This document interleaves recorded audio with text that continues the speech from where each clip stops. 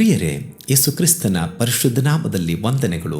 ಈ ದಿನದ ದೇವರ ವಾಕ್ಯ ಇಬ್ರಿಯರಿಗೆ ಬರೆದ ಪತ್ರಿಕೆ 2ನೇ ಅಧ್ಯಾಯ 18ನೇ ವಾಕ್ಯ.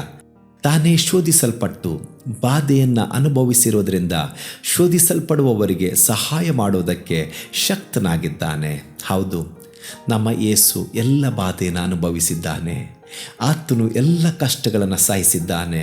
ಇವೆಲ್ಲವನ್ನು ಅನುಭವಿಸಿರುವ ನಮ್ಮ ಯೇಸುವಿಗೆ ನಮ್ಮ ಕಷ್ಟ, ನಮ್ಮ ಬಾಧೆಗಳ ಅರ್ಥವಾಗುತ್ತದೆ.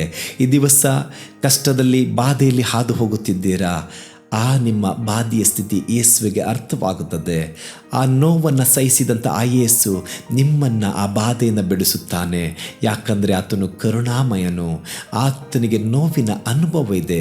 ಈ ದಿವಸ ನೀವು ಯಾರಾದರೂ ನೋವಿನಲ್ಲಿ, ಸಂಕಷ್ಟದಲ್ಲಿ ಹಾದು ಹೋಗುತ್ತಾ ಇರೋದಾದರೆ ನೀವು ಆರಾಧಿಸುವ ಯೇಸು ಇವೆಲ್ಲವನ್ನು ಅನುಭವಿಸಿ ಬಂದದ್ದರಿಂದ ನಿಮ್ಮನ್ನು ಇವುಗಳಿಂದ ಬಿಡಿಸುತ್ತಾನೆ. ಯೇಸುವಿನ ಮೇಲೆ ಪೂರ್ಣವಾದ ನಂಬಿಕೆ ಇಟ್ಟು ಜೀವಿಸಿರಿ, ಆತನು ನಿಮ್ಮನ್ನು ಬಿಡುಗಡೆಗೊಳಿಸುತ್ತಾನೆ.